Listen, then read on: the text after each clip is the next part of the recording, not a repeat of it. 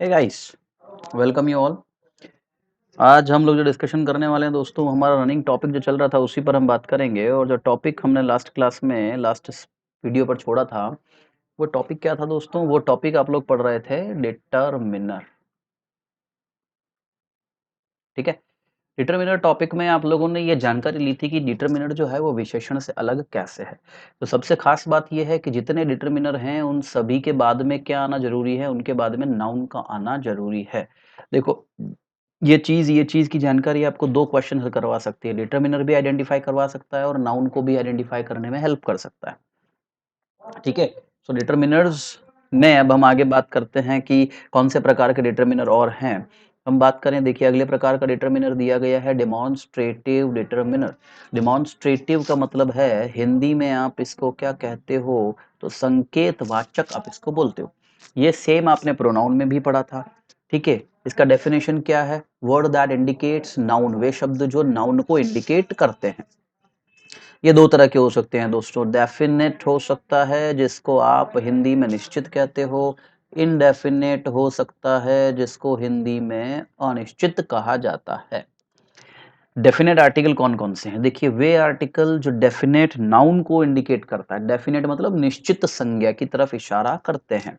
इसके एग्जाम्पल हैं this, that, these, those, सच और द सेम। और ये सारे ही वर्ड तुम लोगों ने प्रोनाउन में भी पढ़े हैं और सेम टाइप में पढ़ा है। और अगर ध्यान दें आप लोग, तो दोनों बार रीट में डेमोंस्ट्रेटिव डिटरमिनर का ही प्रश्न पूछा गया है। एक बार केवल पहचानने का पूछा था और लास्ट टाइम आपसे ये पूछ लिया गया था कि बताओ ये कौन से प्रकार का डिटरमिनर है। तो टाइप यदि प्रोनाउन में पूछे या डिटरमिनर में पूछे, टाइप इज सेम। टाइप कौन सा है? डेमोंस्ट्रेटिव ही होता है। देखो डिफरेंस कैसे करते हैं। जैसे दिस के साथ मैंने अगर नाउन इस्तेमाल कर ली है बॉय, तो ये शब्द क्या बन गया? आपका डिटरमिनर बन गया। लेकिन यदि इस दिस के तुरंत बाद मैंने नाउन नहीं लिखी है, तो ये वर्ड मेरा किस तरह प्रयोग में लिया जा रहा है? प्रोनाउन की तरह। This is honest boy, this boy is honest. संज्ञा ही वो वस्तु है जिसके माध्यम से आप ये पता कर सकते हो कि the word, given word is a determiner और अ प्रोनाउन। जैसे that man standing there is my father, वो आदमी जो वहां खड़ा है वो मेरा पप्पा है। लेकिन आपको कैसे पता लगेगा कि ये दैट शब्द जो है वो डिटरमिनर है? यहाँ देखो, दैट के तुरंत बाद क्या आ रहा है? नाउन आ रहा है। दैट इज माई फादर, वह मेरे पिता हैं। ये दैट के तुरंत बाद देखो नाउन नहीं है, नाउन नहीं है तो प्रोनाउन का काम कर रहा है। ठीक है। और जब हम चले जाते हैं कहाँ? इनडेफिनेट पर। इनडेफिनेट का मतलब आप लोग देख चुके हो, इसका मतलब क्या होता है? अनिश्चित। इनडेफिनेट का मतलब है अनिश्चित वाचक सर्वनाम। जैसे इसके एग्जाम्पल है some, any, a certain, certain, any other, no other, other या अनदर। ये सभी शब्द जो हैं ये इसके एग्जाम्पल है। जैसे some mister Agarwal wants to see you, कोई मिस्टर अग्रवाल आपसे मिलना चाहता है। अब देखो, सम का प्रयोग जब आप किसके अर्थ में करते हैं? कोई के अर्थ में। तब यह इंडेफिनेट बन जाएगा। यदि आप लोग शब्द सम का प्रयोग कुछ के अर्थ में करते हो, तब ये आप लोगों को क्वांटिटी में भी यूज हो सकता है और नंबर में भी यूज हो सकता है ना? लेकिन हमने यहाँ सम का प्रयोग जो है वो कुछ के अर्थ में नहीं किया। किस अर्थ में किया है? हमने कोई के अर्थ में इसका प्रयोग किया है। क्योंकि मिस्टर अग्रवाल जो है वो नोन नहीं है, अनजान है। भाई हमारे घर पे कोई मिलने आ जाता है, मान लीजिए आपके फादर से कोई मिलने आया है और आप उसको नहीं जानते, और उन्होंने कहा बेटा पापा हैं। हमने भी कहा है बुलाओ, तो आप अंदर जाके क्या कहेंगे? पापा कोई अंकल मिल बा है, कोई अंकल। तो वो कोई क्यों बोल रहे हैं? Because you do not know the person. लेकिन अगर आप जानते हैं यार पापा पड़ोस वाले शर्मा जी आए, पापा राधे अंकल आए, पापा श्याम अंकल आए, अगर आप नाम जानते हैं तो डायरेक्टली आप उसको ऐसा बोलोगे। तो इसीलिए मैंने यहाँ सम शब्द लगाया है कि कोई मिस्टर अग्रवाल आपसे मिलना चाहते हैं। तो इस अर्थ में यह संकेत कर रहा है किसकी तरफ? मिस्टर अग्रवाल की तरफ। ये डिमॉन्स्ट्रेटिव बन गया। अब जैसे हमने यहां पर शब्द लिया है असर्टेन। अब देखो, सर्टेन और असर्टेन दो शब्द हैं। तो इनका जो अर्थ है, अर्थ की बात करता हूं तो इनका अर्थ होता है अनजान। अब आप में से बहुत से लोग सोच रहे होंगे ऐसे निश्चित भी तो होता है। बिल्कुल, निश्चित के अर्थ में भी आता है और एडवर्ब में हम इसको सर्टेनली बनाते हैं। और सर्टेनली का मतलब जो होता है वो निश्चित तौर पर ही होता है। ठीक है ना? सर्टेनली का मतलब जो है वो क्या है? निश्चित के लिए ही हम सर्टेन शब्द का प्रयोग करते हैं। लेकिन यहां हम बात कर रहे हैं किसके लिए? अनजान के अर्थ में इसका प्रयोग किया जा रहा है। अब असर्टेन जब तुम लिखते हो, असर्टेन, इसका प्रयोग होगा सिंगुलर के लिए, और यदि हम केवल सर्टेन वर्ड लिखते हैं तो इसका प्रयोग होता है प्लूरल के लिए। ठीक है, मैंने लिखा है I met a certain woman yesterday, woman एक ही है इसलिए मैंने असर्टेन लगाया कि मैं कल एक अनजान महिला से मिला, तो असर्टेन के तुरंत बाद नाउन आ रहा है। Certain boys were playing, boys plural इसलिए मैंने क्या लगा दिया, सर्टेन शब्द का इस्तेमाल कर लिया। He has one chair and wants another for his wife, उसको एक और कुर्सी चाहिए अपनी पत्नी के लिए, अनदर डिटरमिनर हो गया। She does not want to marry any other boy, वो किसी अन्य लड़के से शादी नहीं करना चाहती है। ठीक है, तो एनी अदर के बाद नाउन, ये एनी अदर आपका डिटरमिनर बन गया, कौन सा, इनडेफिनेट डिटरमिनर। अगला प्रकार देखिए, विच इज इंटरोगेटिव, जिसको आप हिंदी में किस नाम से जानते हैं, प्रश्नवाचक के नाम से। Word that asks about determiner, ये वो शब्द है जो डिटरमिनर के बारे में पूछते हैं। तीन शब्द तो कॉमन मिलेंगे हमको, जैसे व्हाट, व्हाट का हिंदी अर्थ दो हो सकता है। जब व्हाट का हिंदी अर्थ क्या होगा तब ये केवल प्रोनाउन का काम करेगा, और यदि आप हिंदी में इसका अर्थ कौन सा या कौन सी कर देते हो तब ये किसका काम करता है, डिटरमिनर का काम करता है। मैंने लिखा what book do you read, अब मैंने यहां पर व्हाट बुक, इसका मतलब मेरा क्या हुआ कि तुम कौन सी किताब पूरे दिन पढ़ते रहते हो। अब यहाँ व्हाट के तुरंत बाद आपको क्या मिल रहा है, बुक, नाउन मिल रहा है, तो ये व्हाट शब्द यहाँ किसका काम करेगा, डिटरमिनर का काम करेगा। लेकिन अगर यहाँ मैंने लिखा व्हाट डू यू वांट, खैचार्य, अब ये व्हाट शब्द जो है वो किसका काम कर रहा है, प्रोनाउन का, क्योंकि व्हाट के बाद में नाउन नहीं। तो जब व्हाट का प्रयोग आप क्या के अर्थ में करते हो तब यह प्रोनाउन है, जब इसका प्रयोग कौन से के अर्थ में किया जाएगा तब यह डिटरमिनर बनता है। विच, विच का प्रयोग भी आप दो तरह से कर सकते हैं। विच बॉय इज योर ब्रदर, विच के तुरंत बाद देखो नाउन आ रहा है, नाउन आ रहा है तो ये किसका काम करेगा, प्रोनाउन का, नहीं, डिटरमिनर का काम करेगा। विच के बाद में देखो, विच के तुरंत बाद में नाउन नहीं है तो ये शब्द आपका क्या बन जाएगा, प्रोनाउन बन जाएगा। ऐसा ही हुज भी होता है, whose copy book is this, यह किसकी कॉपी बुक है। हुज के तुरंत बाद देखिए आपको क्या दे रखा है, copy book, it is a noun, तो ये जब किसी शब्द के बाद संज्ञा आती है तो वो शब्द सर्वनाम बनता है या डिटरमिनर बनता है, क्या बनेगा, डिटरमिनर। लेकिन हुज के बाद यहां आपने कोई संज्ञा नहीं लिखी है तो ये क्या बन गया, प्रोनाउन। ठीक है, ऐसा ही शब्द जो है दोस्तों वो क्या होता है, हाउ मच भी होता है। हाउ मच भी आपको दो रोल प्ले करके देता है। यदि मैं हाउ मच को इस तरह से लिखता हूं कि how much wheat do you want, तुम्हें कितना गेहूं चाहिए, और आप लोगों ने एक वाक्य तो सुना होगा दोस्तों, आप लोगों को जनरली कोई भी ये वाक्य तो बोलता ही होगा, है ना, कुछ अच्छा लगा ना आपको, I love you, everybody says to someone I love you, लेकिन जैसे हम किसी से कहते हैं आई लव यू तो तुरंत उसका क्वेश्चन पैदा हो जाता है, कितना।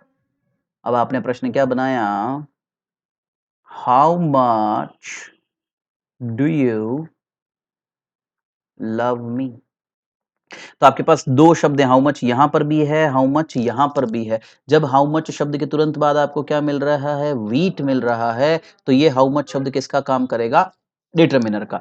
और देखिए जब आप लास्ट में बात करते हैं इस जगह पर हाउ मच शब्द में, तो ये हाउ मच शब्द के बाद नाउन नहीं है, लेकिन हाउ मच यहाँ प्रोनाउन का काम नहीं करेगा, ये एडवर्ब का काम करेगा, क्योंकि आप कह रहे हैं how much do you love me, तो आप क्रिया की क्या जानना चाहते हैं, मात्रा जानना चाहते हैं, I love you so much, right, so much it is your मात्रा of love, that is a verb. इसलिए हाउ मच जो है वो क्या कर रहा है, हाउ मच बन गया आपका डिटरमिनर और एडवर्ब, अंडरस्टूड। तो हाउ मच शब्द दो रोल प्ले कर रहा है। ऐसा ही आपको एक और कौन मिलेगा, तो आपका एक और उदाहरण यहां पर मैं बताता हूं, मिलता है हाउ मैनी। हाउ मैनी को भी आप दो तरीके से इस्तेमाल करते हो, एक इस्तेमाल करते हो आप नंबर जानने के लिए, और दूसरा इस्तेमाल करते हो आप लोग किसके लिए, फ्रीक्वेंसी के लिए। जब ये नंबर जानने के लिए होगा तब डिटरमिनर है, फ्रीक्वेंसी के लिए होगा तब ये एडवर्ब का काम करता है। कैसे, देखो जैसे how many students are there, अब मैंने यहाँ हाउ मैनी के साथ में क्या लिख दी, संज्ञा स्टूडेंट्स लिख दी, तो ये हाउ मैनी अब किसका काम कर रहा है, डिटरमिनर, क्योंकि मैं नंबर पूछ रहा हूँ। लेकिन अगर मैंने फ्रीक्वेंसी के लिए इस्तेमाल कर दिया इसको इस तरह से कि how many times do you beat her in a day. पे तू दिन में खतरदान कोटी है। छोटे भाई बहन नहीं रहते, छोटा भाई बहन को पीटे जा रहा है तो मम्मी बार बार पूछती कितनी बार मारेगा बेटा इसको, कितनी बार, मतलब उसके मारने की फ्रीक्वेंसी कितनी हो रही है, वो फ्रीक्वेंसी को पूछ रहे हैं, तो उसके लिए हमको क्या लिखना पड़ेगा, हाउ मेनी टाइम्स। तो ये हाउ मेनी यहाँ किसका काम करेगा, एडवर्ब का। ठीक है, तो हाउ मच और हाउ मेनी ये दो शब्द हैं जो डिटरमिनर भी बन सकते हैं और एडवर्ब का भी काम करते हैं, लेकिन शर्त वही है, डिटरमिनर होगा तो इसके बाद में क्या चाहिएगी, नाउन चाहिएगी। ओके, ये था आपका इंटरोगेटिव डिटरमिनर। चलो अगला देखिए, एम्फेसाइजिंग डिटरमिनर। एम्फेसाइज मतलब होता है दबाव डालना, जैसे आपने प्रोनाउन में भी पढ़ा था वैसा ही डिटरमिनर में भी है। तो ये क्या होगा, वर्ड हैं जो एम्फेसाइज करते हैं किस पर, नाउन पर दबाव डालने का काम करेंगे। इसमें दो शब्द है हमारे पास में, एक है ओन और एक है वेरी। ओन जो होता है ना, ये हिंदी में बात करें तो स्वयं के अर्थ में आप ज्यादा प्रयोग लेते हो उसका, और वेरी का प्रयोग बात करें ना तो उसी के अर्थ में होता है। जैसे he saw his beloved on the road with his own eyes। he saw, उसने देखा उसके बिलव्ड को, उसके जो भी जिनसे वो प्रेम करता है, संबंधी है, उनको रोड पर, किसके साथ, उनके खुद के स्वयं की आंखों से। अब अगर आप देख रहे हो तो अपनी आंखों से ही देखोगे, लेकिन मुझे दबाव देना, मैं खुद देखियो ही ना, मैंने खुद देखा उसको, तो ये खुद के लिए मैंने यहाँ पर क्या लगा दिया, ओन शब्द को लगा दिया। तो ये मेरा एम्फेसाइज हो गया किस पर, आईज पर दबाव डालने के लिए, डिटरमिनर बन गया।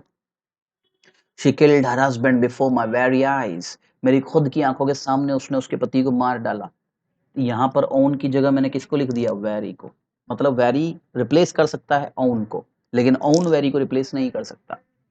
जैसे I met her this very Sunday, में इसी संडे को उससे मिला, उसी या इसी, यहाँ पर तुम रट लोगे फिर अभी इसको, वह इसी संडे को मैं उससे मिला, तो ये इसी के अर्थ में मैंने लिखा, लेकिन मैं यहाँ वेरी की जगह पर ओन का प्रयोग नहीं कर सकता हूं। ठीक है, अब देखो वेरी शब्द एडवर्ब का भी काम करता है, जैसे शी इज वेरी ब्यूटीफुल। अगर आपको मिलता है वेरी के बाद में नाउन, तो ये क्या बन जाएगा, डिटरमिनर बन जाएगा। और यदि मुझे मिलता है वेरी के बाद में या तो एडवर्ब मिले या एडजेक्टिव मिले, तो ये वेरी शब्द किसका काम करेगा, एडवर्ब का काम करेगा। ये देखो, ये मेरा वेरी, वेरी के बाद क्या लिखा, ब्यूटीफुल। ब्यूटीफुल क्या है गाइस, एडजेक्टिव। एडजेक्टिव है तो ये वेरी क्या बन रहा है आपका, एडवर्ब बन रहा है। ही वॉक्स वेरी केयरफुली। केयरफुली क्या होता है आपका, एडवर्ब। मतलब वेरी के बाद आपको क्या मिल रहा है, एडवर्ब मिल रहा है, तो वेरी किसका काम कर रहा है, एडवर्ब का। ठीक है, तो वेरी शब्द दो हो गए, VERY। लेकिन VERY के बाद नाउन है तो डिटरमिनर है, VERY के बाद एडवर्ब या एडजेक्टिव है तो वो एडवर्ब का काम करेगा। अच्छा, वेरी में भी आपने ध्यान दिया हो, वी ये भी शब्द होता है हमारे पास में, VARY। ये क्या होता है, ये कौन सा पार्ट ऑफ स्पीच है, हाँ बताओ, सोचो सोचो जल्दी सोचो। VARY वेरी जो है वो कौन सा पार्ट ऑफ स्पीच होता है, क्या ये वर्ब है, हम्म, कौन सा पार्ट ऑफ स्पीच है, VARY। तो आप देखोगे तो शब्द VARY जो होता है दोस्तों, ये VARY जो है ये वर्ब का काम करता है, वैरी विभिन्न के अर्थ में। इसका आप विशेषण बनाते हो तो क्या बनता है, वेरियस। अगर आप इसकी संज्ञा बना देंगे तो क्या बन जाएगी, वैरायटी। ठीक है, वैरायटी, वेरियस, वेरी, ये वेरी आपका वर्ब बनेगा। तो याद रखना, VERY डिटरमिनर और एडवर्ब है, VARY वर्ब का काम करता है। नेक्स्ट देखिए, एक्सक्लेमेटरी, वाव, आश्चर्य सूचक। केवल एक ही वर्ड है हमारा इसमें एग्जाम्पल के तौर पर, दैट इज व्हाट, जो एक्सक्लेमेशन को दिखाता है, आश्चर्य को दिखाता है। व्हाट, जैसे व्हाट एन अगली वुमन, ये व्हाट शब्द किसके लिए आया, वुमन के लिए, मतलब संज्ञा के लिए। What a big building, what किसके लिए आया, बिल्डिंग, मतलब संज्ञा के लिए। व्हाट अ बिग फूल, व्हाट किसके लिए आया, फूल, मतलब संज्ञा के लिए। तो आप इस शब्द का प्रयोग संज्ञा के लिए तो कर रहे हो, लेकिन संज्ञा के लिए एक्सक्लेमेटरी सेंस में कर रहे हो, विस्मय के सेंस में कर रहे हो। इसीलिए ये व्हाट जो है तीनों जगह पर क्या बन जाता है, एक्सक्लेमेटरी डिटरमिनर बनता है। अब यहां देखोगे तो आपके तो भाई इसके तुरंत बाद संज्ञा नहीं आ रही, देखो व्हाट फिर ये संज्ञा, लेकिन ये डिटरमिनर है, ये विशेषण है, ये डिटरमिनर है, ये विशेषण है, डिटरमिनर है, ये विशेषण है। तो डिटरमिनर के बाद में संज्ञा आना का जरूरी है, लेकिन डिटरमिनर के बाद में तुरंत संज्ञा आएगी ये जरूरी नहीं है, ठीक है ना। डिटरमिनर के बाद में कोई एडजेक्टिव भी हो सकता है, फिर उसके बाद में संज्ञा दी जा सकती है, तो रटना मस्त। और लास्ट आर्टिकल जो है वो भी आपके डिटरमिनर के हिस्से हैं। आर्टिकल दो प्रकार के होते हैं, डेफिनेट, इनडेफिनेट, और वो कौन से हैं, द और एन। याद रखना, अगर तुम्हें कोई भी सेंटेंस दे दिया जाता है उसमें द को भी काउंट करना है, ए एन को भी काउंट करना है। यदि ऐसा बोल दिया कि इसमें नंबर ऑफ डिटरमिनर काउंट करो, तो द ए एन काउंटिंग में आएगा। Understood? Is it clear to everybody? That is really great. तो that was chapter determiner. Determiner और प्रोनाउन दोनों में आपको कंफ्यूजन नहीं होना चाहिए। डिटरमिनर से पिछली बार भी प्रश्न पूछे गए हैं, दोनों बार पूछे गए हैं, इस बार भी अगर पिछले पेपर को देखा जाए तो चांसेस बनता है। सो लेट्स रॉक गाइस, बहुत आसान टॉपिक है, आप बड़ा आसानी से इसका एक नंबर क्रैक कर सकते हो। Okay everyone, thank you so much, will see you soon in the next video, bye bye every guys.